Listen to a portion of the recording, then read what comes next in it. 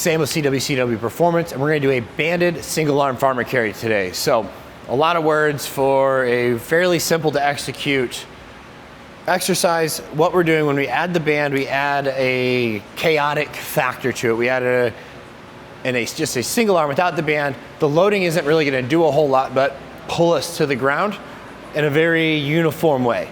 The band removes that uniformity, and if I'm using this, we're probably trying to add an extra bit of stability, whether or not it's for a sport where we get contact, or we are just simply trying to increase the difficulty. And from there, we'll just get into it. We can loop it long, we can loop it twice. In this scenario, I'm going to loop it twice. So I'm gonna take my band that's already in half and go in half again. And I'm gonna put this through the handle, and now we're here. The only real note about the setup after this is my preferred setup.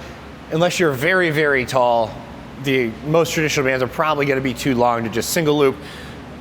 There is a point though, if my kettlebell is not heavy enough, I need to make sure that my band is light enough that it can move the band. There can't be this big mismatch where I use a very heavy band and a very light kettlebell. So moving through here, the big challenge you'll see is instead of having that nice, steady, consistent, this bell's gonna have some extra play, it's gonna be reactive. So this is gonna do a few things. It's gonna teach me kind of how to stabilize in real time. When I do these, I tend to actually add a good bit of reverse walking for myself, but it's also going to reward us for being smoother. So you notice I didn't have a ton of give and a ton of crazy movement. My gait's nice and smooth. But if I'm all over the place, now all of a sudden I've got all this force throwing me all around. And so it's a big time truth teller as well. If we're working on our gait, especially again if you're in one of my amputee based programs, we are definitely doing something around our gait.